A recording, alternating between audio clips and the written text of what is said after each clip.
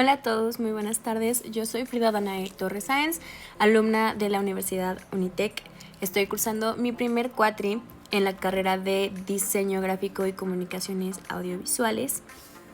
Este video es para la materia de Historia del Arte y voy a platicarles un poco acerca del postimpresionismo o neoimpresionismo. Para esto primero debo de darles un poquito de contexto acerca de la rama a la que quiero especializarme o dedicarme en algún futuro con respecto al diseño gráfico, que sería ilustración, fotografía y pintura. Estas tres ramas, a pesar de ser distintas, tienen algo en común. Te permiten expresar emociones y escenarios y sobre todo provocarle a las personas que los miren diferentes sensaciones. Es incluso el poder transmitirles tu sentir y plasmarlo en esta obra, ya sea pintura, fotografía, un dibujo, una ilustración. Le das vida a aquello que tú estás dibujando y a ese gráfico que tal vez empieza como algo simple. Tú estás pudiendo transmitir ese sentimiento y la situación en la que tal vez en ese momento te encuentras. Y creo que eso es algo que es muy importante para mí, porque no todo el tiempo las personas logran expresar de una forma adecuada el cómo se sienten. Y es por eso que también es tan importante el arte y la forma en la que nos deja comunicarnos entre nosotros. Si a mí me preguntaran por una parte de la historia del arte que me hiciera sentirme personalmente atraída, no podría escoger alguna con exactitud. Creo que de cada etapa hay algo que logra atraparme y me hace sentir una admiración increíble. Pero hay una entre todas que creo que logra evocar un sentimiento especial en mí y sería el postimpresionismo. Y es por cómo toman parte de todo este impresionismo que al fin y al cabo pues era un arte un poco limitada. Y al mismo tiempo dejan esos límites de lado y crean algo totalmente diferente, hermoso, lleno de expresión, lleno de colores, lleno como de sensaciones. Logran crear obras maestras que están realmente llenas de vida. Así que podríamos decir en resumen que es una continuación y al mismo tiempo la contraposición al impresionismo. Fue aproximadamente en el siglo XIX cuando comenzaron a colapsar el imperio español, francés, chino, romano y mogol. Apareció la desenfrenada revolución industrial y esto también dio paso a la evolución y un crecimiento exponencial de las ciudades. Y así aparecieron las ciudades modernas que también conocemos hoy. Se produjeron nuevos inventos como en cada etapa de la historia del arte y hubieron cambios en la sociedad que potenciaron y de una u otra forma pues hicieron que el crecimiento de la clase social burguesa se fuera a los cielos. Esto favoreció a la masificación de formas artísticas, obviamente tradicionales y las ligadas a la clase alta como la ópera y el ballet. Pero el arte pictórico, por su parte, también tuvo cambios importantes y diferentes porque comenzaron a aparecer estos artistas que tomaron los preceptos que ya existían y los transformaron a su gusto de una forma muy personalista. ¿Qué elementos son los que a mí me parecen más interesantes y más atractivos del postimpresionismo? Bueno, realmente es muy fácil. La sombra y la luz por medio de los colores y cómo reflejan un nuevo punto de vista a la naturaleza, ya que en el impresionismo a veces logramos observar que la naturaleza es parte del paisaje, pero el postimpresionismo logra que la naturaleza sea el personaje principal, que sea realmente el protagonista de sus obras. Es difícil el poder darle tanta vida a veces a un paisaje, aunque realmente pues es algo de admirar. Muchas ocasiones tendemos a darle más protagonismo al ser humano y sobre todo creo que en corrientes anteriores pues era muy normal que tanto personajes mitológicos como personas o la religión fueran el protagonismo de estas obras, pero lo que a mí más me agrada es que logran darle una vida y una sensación incluso a veces nostálgica a escenarios que para cualquier persona podrían ser realmente muy normales y muy comunes. Una vez explicado esto, procedo a mostrarles una presentación de mi autoría para que conozcan un poco más sobre el tema y sobre todo para mostrarles obras que creo que son las más conocidas del postimpresionismo, aunque en realidad hay muchísimas porque durante toda esta época postimpresionista se nos regalaron joyas artísticas, pero aquí solamente puedo ponerles unas cuantas para no hacer la presentación tan larga. Y entonces en un ratito nos vemos.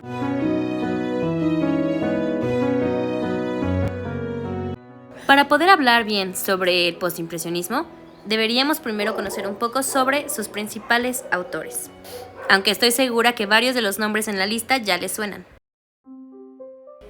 Estoy completamente segura que este personaje le suena de mucho. Él es Vincent Van Gogh, porque en el color era el símbolo principal de expresión. Van Gogh nació un 30 de marzo de 1853 en Groot-Zundert de Holanda.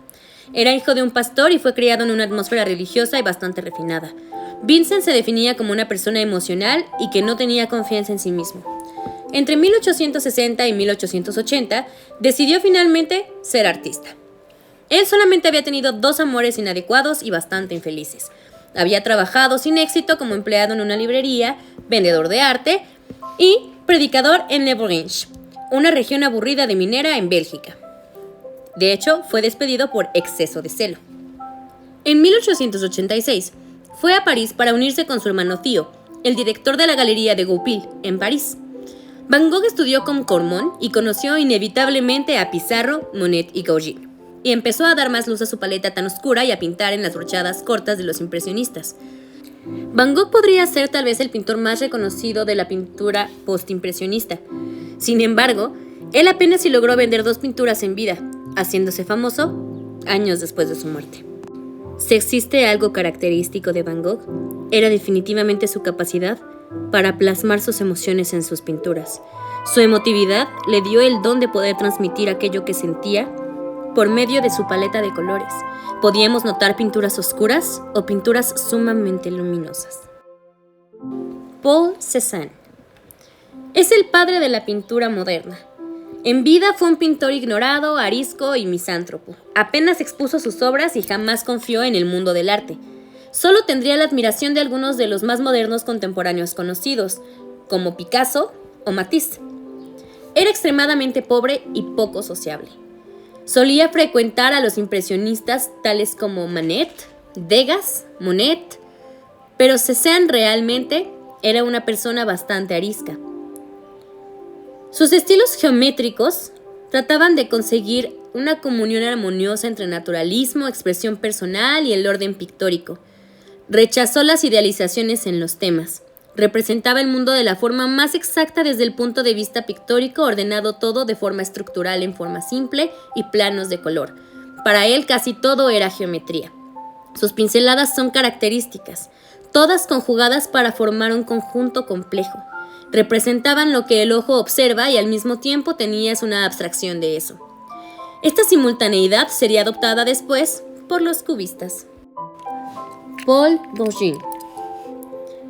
Paul fue el típico pintor postimpresionista.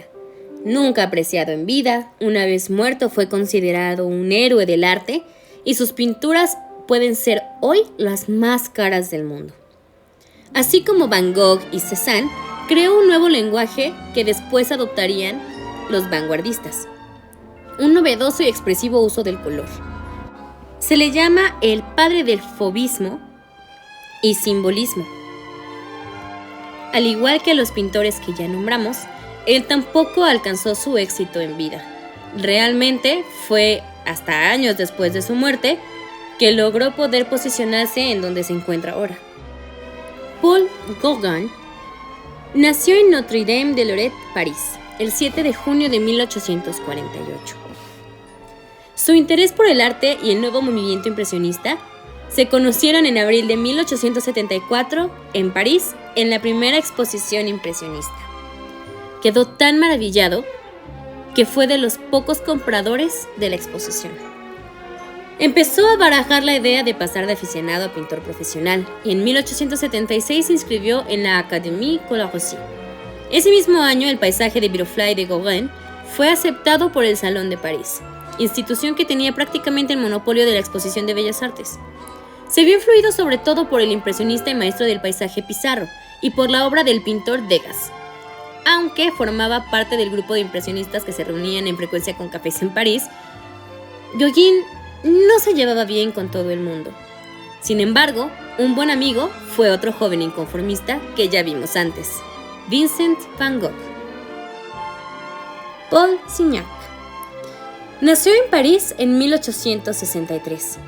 En 1880 decidió dejar sus estudios y descubrir el encanto de navegar en el Sena, al tiempo que contribuyó a la animación del Cabaret del Chat Noir en Montmartre.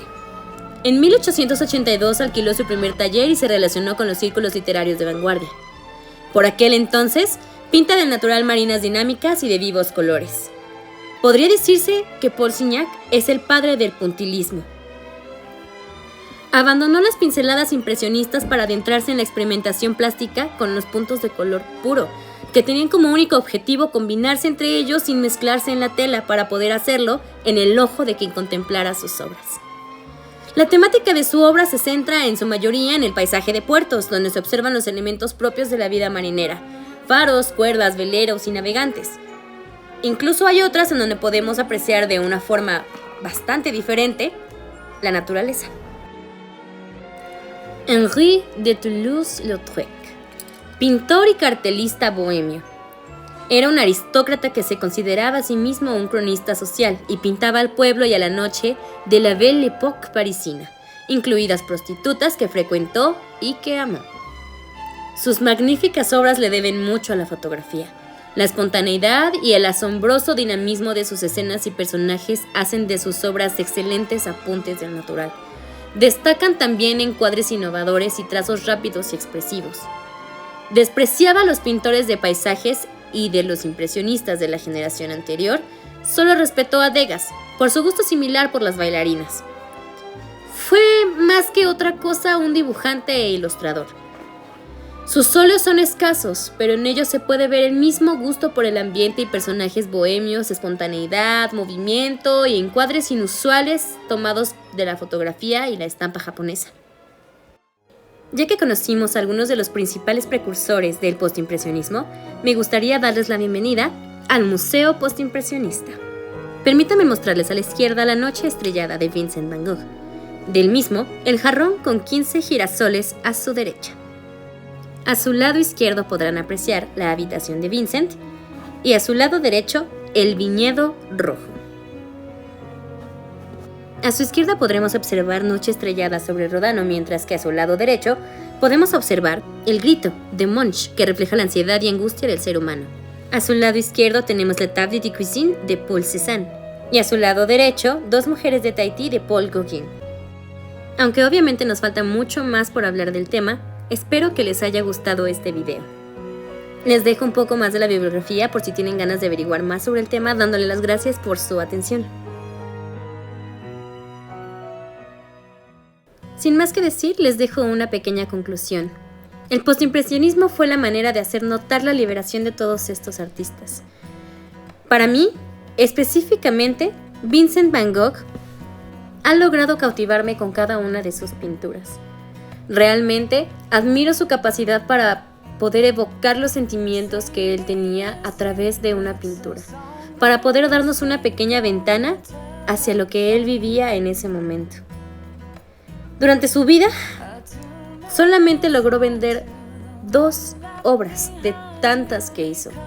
Solamente es una inspiración más a seguir adelante, a poder avanzar, a poder seguir esforzándonos por cada una de nuestras metas y nuestros sueños, porque no importa que la acción no sea inmediata, en un futuro vamos a lograr llegar justo a donde queremos. El motivo por el que me gusta tanto esta parte de la historia artística es definitivamente por la liberación de todos estos pintores y la suma de todos ellos para crear el arte que conocemos hoy en día. Realmente la fotografía, la pintura, todas ellas son una forma de expresión maravillosa que solamente nos da a entender una vez más que aunque no para todos la mejor forma de comunicar nuestras emociones sea de manera verbal, podemos hacerlo también de esta forma, que el punto siempre va a ser encontrar una liberación. En específico, a mí me gustaría también dedicar un poco de mi tiempo a dar clases de pintura a niños que tengan problemas de comunicación, a niños que de verdad se les dificulte el poder expresar cómo se sienten, porque yo fui una de esas niñas y lo que más me ayudó fue la pintura y ser guiada por una persona que realmente me hizo saber la importancia de expresarme a través del arte. Sin más que decir, espero que les haya gustado mucho esta presentación. Les mando un enorme saludo y hasta luego.